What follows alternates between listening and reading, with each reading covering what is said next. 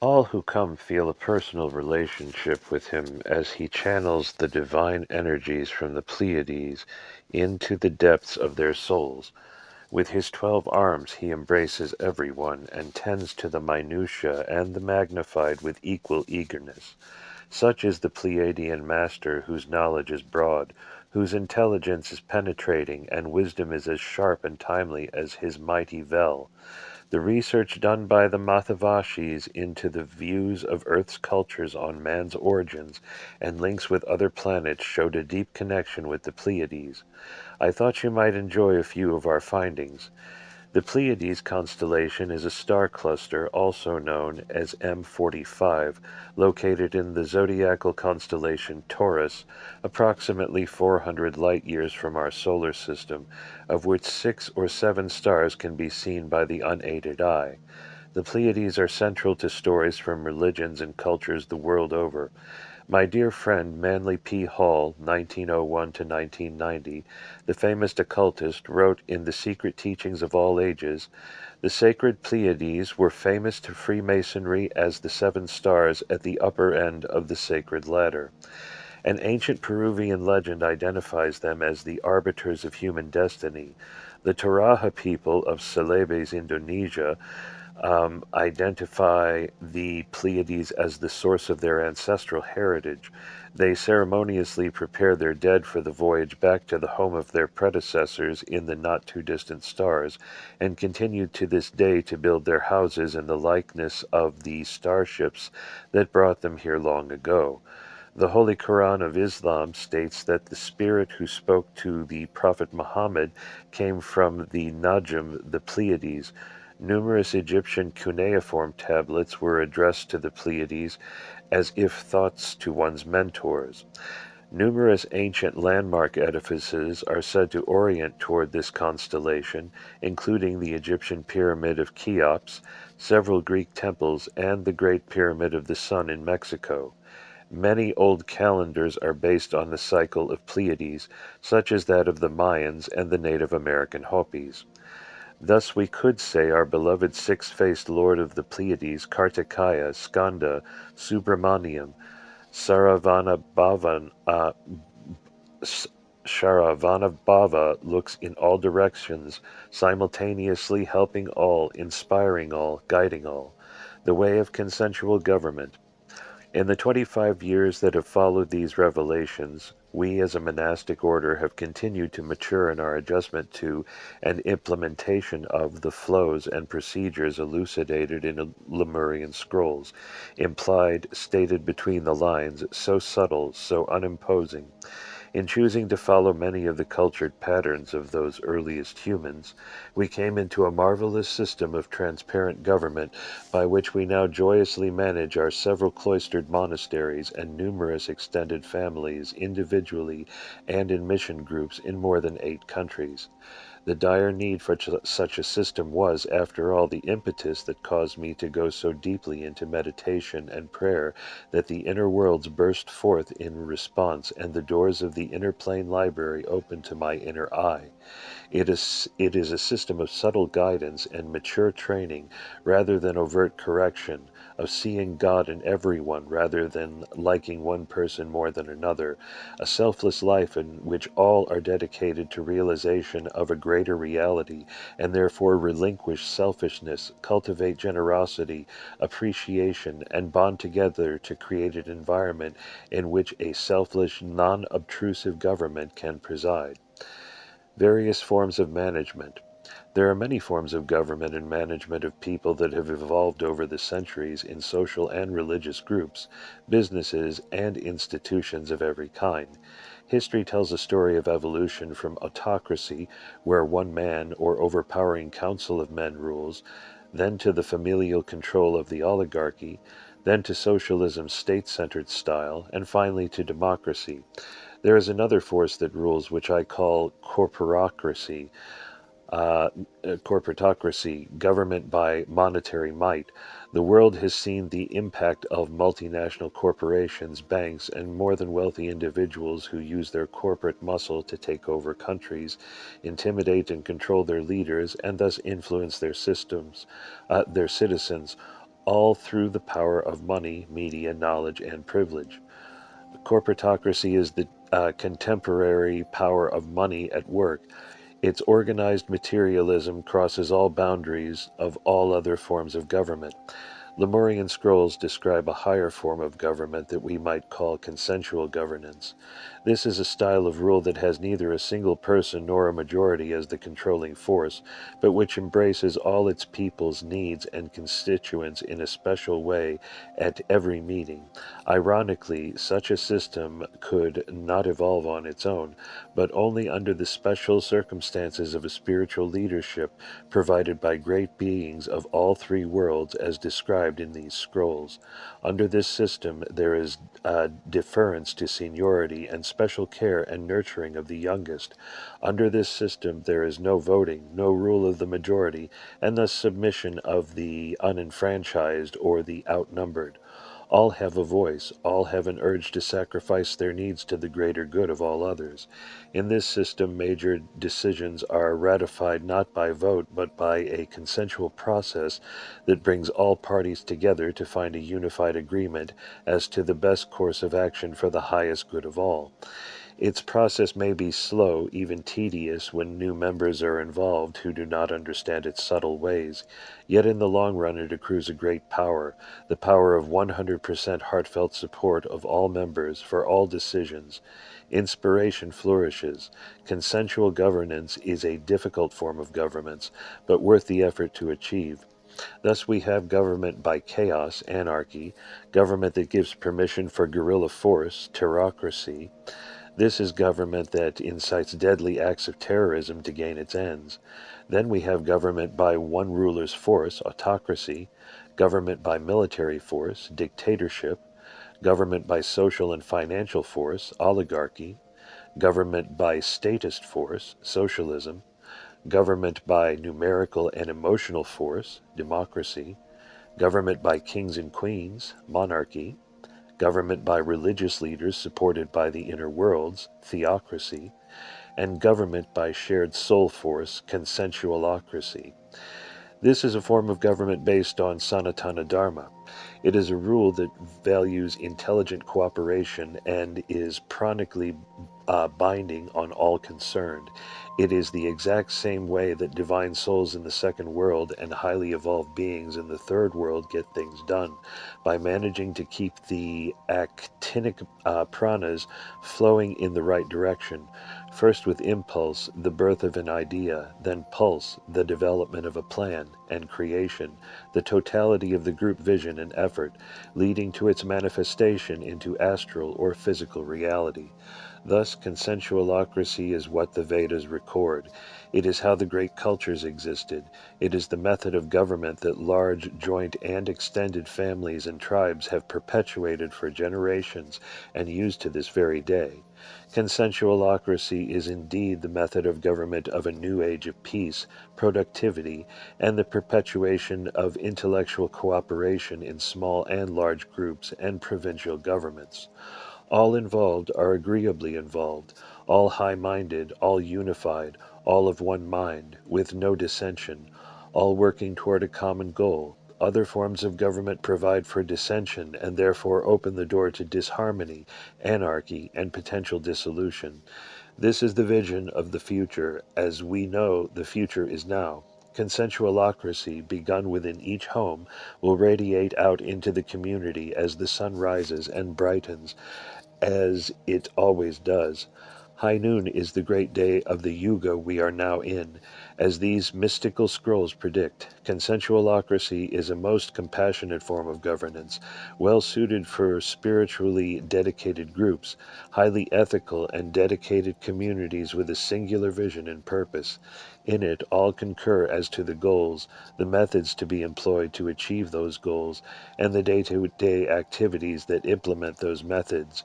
It is, simply put, management by intelligent cooperation. May this text enhance your life. We have taken great pleasure in offering Lemurian scrolls to you to use in your wisdom. These scrolls and the knowledge contained within them are yours to pass on to the next generation, the next and the next. Proceed with confidence and learn of your divine origins, of the far-off home of your farthermost ancestors, of your own scintillating soul body of light, and how it descended into a substratum of astral, pranic, and physical encasements to catalyze your evolution under the guidance of the laws of Anava, Karma, and Maya toward your ultimate attainment of self-realization through Charya, Kriya, Yoga, and Jnana, leading first to the release from the need to return to earth, called moksha, and finally to merger in Shiva, called Visvagrasha. We are pleased that you have pursued these Lemurian scrolls, and do hope beyond hope that they have invested you with a new vision or outlook on life. It is the future that must be lived in its totality. The past is an overlay into it. Being guided by the elders, seen or unseen, the wisdom is obvious. Take these scrolls in their totality and refrain from laboring over a sentence or paragraph. They were revealed to be a springboard into a broader view of life, a revelation that has built within it a vision that is truly livable, truly relevant to your life as it has been to ours. So proceed with confidence and make the Lemurian scrolls a vital, living reality in your life. An image to leave you now with. Late in 1997, during the time of preparing this text for publication, analyzing the many nuances of these Akashic readings, I had a vision of the universal cosmic sun of all the galaxies. I saw all known and unknown galaxies converge or intersect, then burst out into a cosmic sun which connected each of their central suns. This then emanates out through each fire planet, Earths such as ours. This then emanates out through all beings such as you and me, and in that vision of the emanation of the cosmic sun of the universe through the central suns of all the galaxies, and the connection of the entire inner universe and inner galaxies on the astral plane of non-physical existence, I saw the inner, not the outer, not the physical, but the subtle, as an interrelated one. About the author. Once in a great while on this earth there arises a soul who by living his tradition rightly and wholly perfects his path and becomes a light to the world. Satguru Shivaya Subramuniyaswami, 1927 to 2001, was such a being, a shining example of awakening and wisdom, a leader recognized worldwide as one of Hinduism's foremost ministers. As a youth he was trained in classical Eastern and Western dance and in the disciplines of yoga. Becoming the premier dancer of the San Francisco Ballet by age 19, he renounced the world at the height of his career and traveled to India and Sri Lanka in quest of absolute truth. In the caves of Jelani in 1949, he fasted and meditated until he burst into enlightenment. Soon thereafter he met his Satguru, Sage Yogaswami, who gave him the name Subramuniya, initiated him into the holy orders of sannyasa, and ordained him into his lineage with a tremendous slap on the back, saying, "This sound will be heard in America. Now go round the world and roar like a lion. You will build palaces, temples, and feed thousands." While in Sri Lanka, he founded Shiva Siddhanta Church, the world's first Hindu church, now active in many nations. In late 1949, he sailed back to America and embarked on 7 years of ardent solitary yoga and meditation, which brought forth faculties of clairvoyance and clairaudience, culminating in cognizantability, a collection of profound aphorisms and commentary on the states of mind and esoteric laws of life. In 1957, Subramuniyaswami, affectionately known as Guru Deva, founded Himalayan Academy and opened America's first Hindu temple in San Francisco. He formed his monastic order in 1960. In Switzerland, in 1968, He revealed Shum, a mystical language of meditation that names and maps inner areas of consciousness. From 1967 to 1983, he led 14 inner search pilgrimages, guiding hundreds of devotees to the world's sacred temples and illumined sages.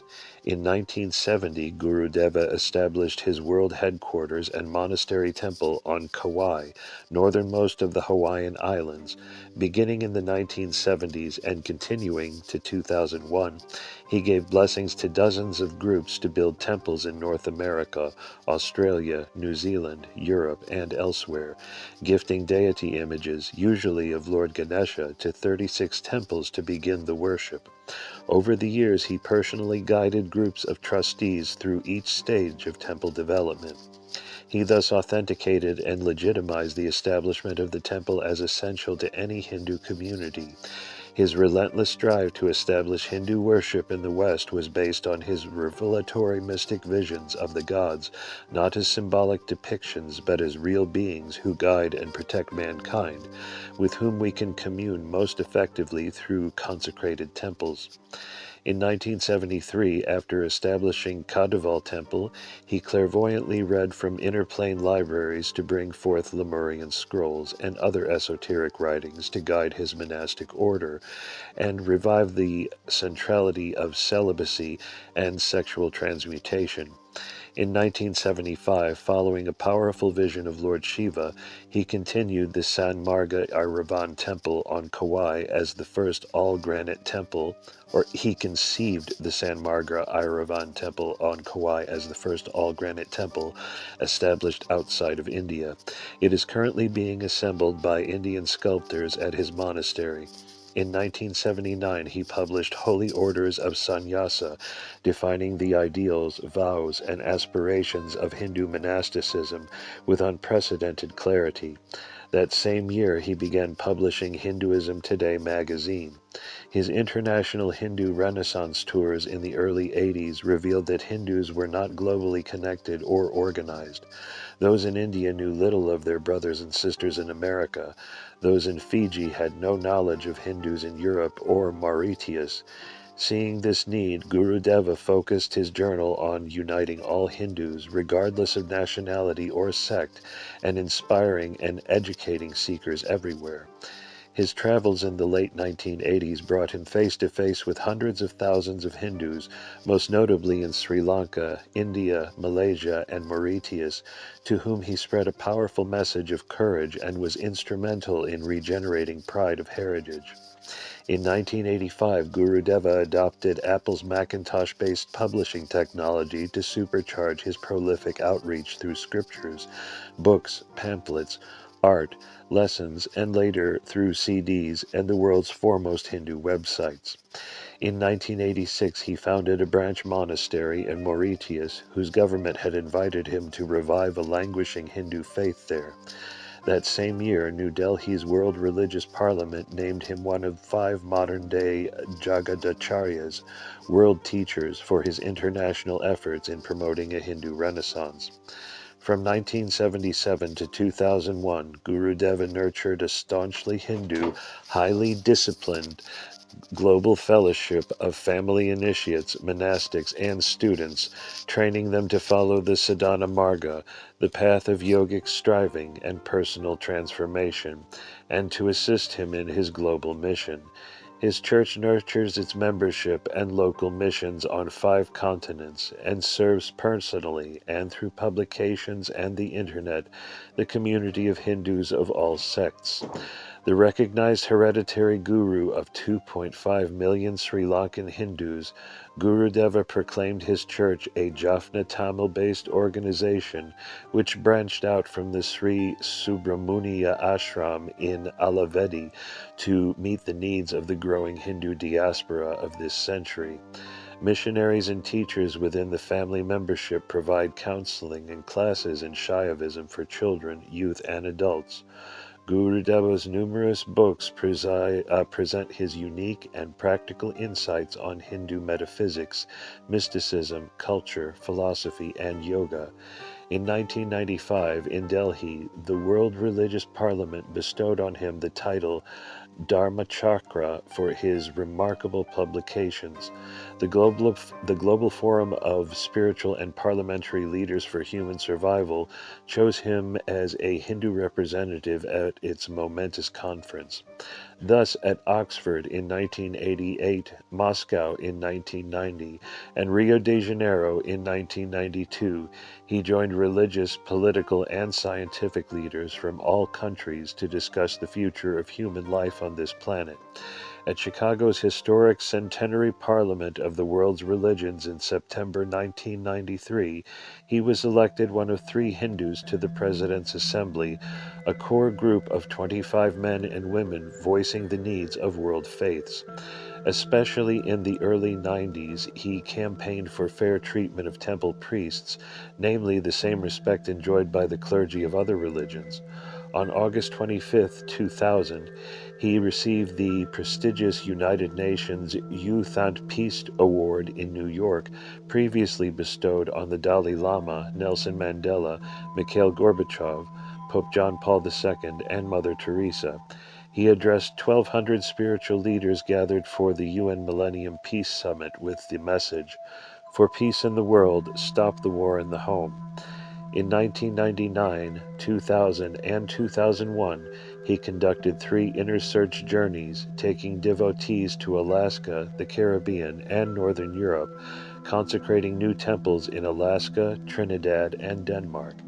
In 2001, he completed his Golden Legacy, the 3,000-page Master Course trilogy of Dancing, Living, and Merging with Shiva, peerless volumes of daily lessons on Hindu philosophy, culture, and yoga, respectively.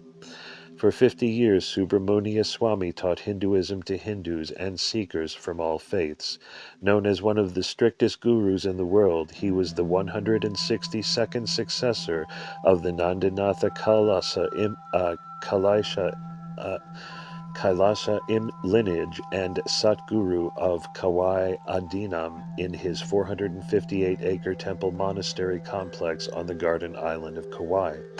From this verdant Polynesian ashrama on a riverbank near the foot of an extinct volcano, his monastics continue to promote the Dharma together through Shiva Siddhanta Church, Himalayan Academy, and Hindu Heritage Endowment, perpetuating the mission given to Gurudeva by his Satguru. Gurudeva departed from this world as courageously as he had lived in it, learning on October 9, 2001, that he had advanced metastasized intestinal cancer, confirmed by a host of specialists in 3 states, all concurring that even the most aggressive treatment regimens would not prove effective. He declined any treatment beyond palliative measures and decided to follow the Indian yogic practice called Prayopavesha in Sanskrit scripture, to abstain from nourishment and take water only from that day on. He left his body peacefully on the 32nd day of his self-declared fast at 11:54 p.m. on Monday, Chitra Nakshatra, November 12, 2001. Surrounded by his 23 monastics, Gurudeva consoled them, "Don't be sad. When I am gone from this world, I will be working with you on the inside 24 hours a day." In the first weeks of his fast, Gurudeva seamlessly transferred his duties and responsibilities to his chosen successor, Satguru Bodhinatha Velanswami, a disciple for 37 years, declaring, Bodhinatha is the new Satguru now." Ever concerned for others, even on his deathbed, just days before his great union, he whispered in assurance, "Everything that is happening is good. Everything that is happening is meant to be."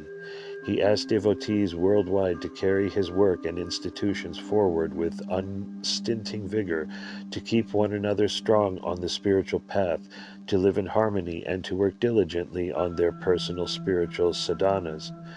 "You are all overqualified to carry on." When notified of Gurudeva's passing, Sitaram Goel, one of India's most influential Hindu writers and thinkers, wrote, "He has done great work for Hinduism, and the recent reawakening of the Hindu mind carries his stamp. Gurudeva's life was one of extraordinary accomplishments on so many levels, but his greatest siddhi, to which thousands of devotees will testify, was his incredible power to inspire others toward God, to change their lives in ways that are otherwise impossible, to be a light on their path, a mother and father and friend to all who drew near. Gurudeva lived so profoundly at the center of himself, so close to the core of his being, the heart of divinity, that everyone that met felt close to him. He personified the pure, blissful soul nature they sought and sensed as the center of themselves. There are a few unusual young men who have had enough of the materialistic world and choose to serve as Hindu monks, as these scrolls describe. These rare souls follow the path of the traditional Hindu monastic, vowed to poverty, humility, obedience, and purity. They pursue the disciplines of Charya, Kriya, Yoga, and Jnana that lead to realization of the self. It is this ancient faith that most fully carries forward the traditions spoken of in Lemurian scrolls. There are 1 billion Hindus on the planet today, and by conservative estimates 3 million Swamis, Sadhus, and Satgurus in India alone. The BAPS Swami Narayan order has over 800, Ramakrishna Mission over 700 worldwide. Other organized Hindu orders range into the thousands. Temples to the gods of Sanatana Dharma are estimated at 500,000, with 1,000 in the USA. The priests serving in these temples outnumber those in several of the great religions. We invite you, if you feel a calling and are under the age of 25, to consider joining our order, the Shaiva Siddhanta Yoga Order. Knowing God Shiva and serving others is our only goal in life. We live in monasteries apart from the world to worship, meditate, serve, and realize the truth of the Vedas and Agamas, uplifting the world by our example. Guided by our Satguru, Bodhisattva Velaniyaswami, and headquartered at Kauai Adinam in Hawaii, our order ranks among Hinduism's foremost traditional monastic orders, accepting candidates from every nation on earth. Young men considering life's renunciate path who believe they have found their spiritual master in Bodhisattva are encouraged to write to him. He is available, sharing their personal history, spiritual aspirations, thoughts, and experiences, and to visit his monastery and meet others who are following this highest path on earth. Entrance is slow. The first step is to come to a non-committal task force program for 6 months, then return home and think over the experience. After that, vows for 6 months at a time are given for the first year or two. Renewable 2-year vows are given until final lifetime vows, holy orders of sannyasa, may be given after 10 to 12 years of training. More about our order can be found at www.hindu.org/monks. Satguru Bodhisattva Vailyana Swami, Guru Mahasannidhanam Kauai Adinam, 107 Kaholalele Road, Kapa'a, Hawaii, 96746-9304 USA. Email bodhi@hindu.org.